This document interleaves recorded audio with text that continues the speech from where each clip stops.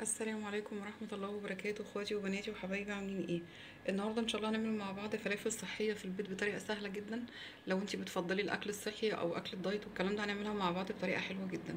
طبعا معظمنا بيحب الفلافل، بتبقى غالية جدا بره. عايزة اقول لكم انتوا بتجيبوا مثلا عشان تجيبي العيلة بتجيبي بمبلغ وقدره. هنا شوية حمص معايا او شوية فول، هنعملها بطريقة سهلة جدا وبسيطة ومبتاخدش اي حاجة. النهارده ان شاء الله هنعملها مع بعض بالحمص الشام بطريقه سهله جدا هتعجبكم ان شاء الله. حابه اشكر كل الناس اللي بتدعمني ومتشكره لكم جدا جدا بجد. كلنا بنكبر مع بعض وبعض. يا رب تكون الطريقه سهله عليكم، ندخل مع بعض في الخطوات عشان ما اطولش عليكم.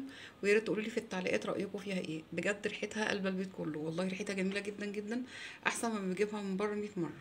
يا رب تكون سهله عليكم ان شاء الله، ونجربوها وندخل مع بعض في المكونات ونسمي الله يا حبايبي. نشوف المكونات اللي معايا ايه. انا عندي هنا ملح وفلفل وكاري، عندي كمون وكزبره ناشفه، كربونات وبيكنج باودر وبابريكا. ان شاء الله هكتب لكم المقادير كلها في صندوق الوصف. عندي ده حمص الشام، نقعاه من بالليل، غسله كويس جدا ونقعاه من بالليل، بيبقى منقوع بس كده، مش محتاج السلق او حاجه.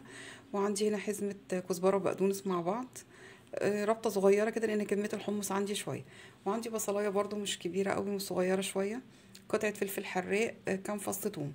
دي كل المكونات اللي انا هعملها، سهله جدا جدا. لو انت حابه تضيفي بيض ضيفي براحتك، مش حابه مفيش اي مشكله. انا هجيب الكبه بتاعتي واضرب كل المكونات دي على بعض. انت لو مش متوفر عندك كبه ممكن تضربي الكلام ده في الخلاط، بس طبعا بيحتاج شويه سوائل عشان تلف معاكي في الخلاط. كده انا ضفت المكونات بتاعتي في الكبه، هضربها وارجع اوريكم شكلها. لو احتجت ميه هزود وهقول لكم. كده يا حبيبي انا ضربتها شويه، لقيتها محتاجه شويه ميه معايا كده. هنضيف ايه حبه بحبه كده، وهقول لكم برضه هتاخد قد ايه. شايفين يا حبايبي القوام كده وصل معايا ازاي؟ شايفين شكله كده؟ بنزل كل اللي في الجوانب دي وارجع اضرب تاني لغايه ما يخلص معايا خالص. انا خدت على فكره كوبايه الميه كلها، طبعا بترجع لحسب السوائل اللي بتشربها. بصوا ما شاء الله، مش طريه اول حاجه يعني، معقوله. انا عايزه بس اطلع اوريكم شكلها.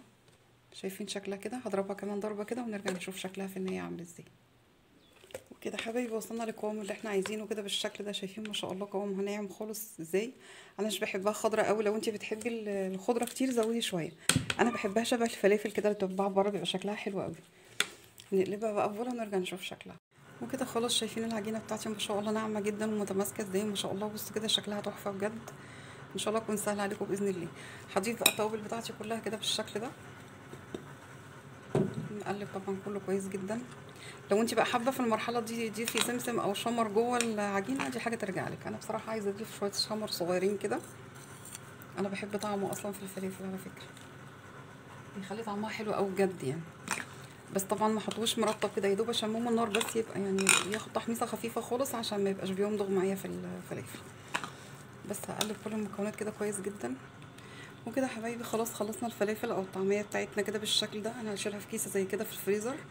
هطلع بقى وقت ما انا عايزه اطلع، مثلا هقسم نص الكميه، هطلعها اقطمها كده هتتقطم معايا بكل سهوله. هاخد الكميه اللي انا عايزاها. لو انت حابه بقى تضيفي البيض ما تضيفيش البيض قبل ما تدخليه الفريزر، بعد ما تطلعي هتعملي الكميه اللي انت هتعمليها على قدها، تحطي البيض اللي انت عايزاه ده. لو انت حابه تضيفي بيض، بلاش نحط البيض ونشيله في التلاجة ناعم. تمام كده.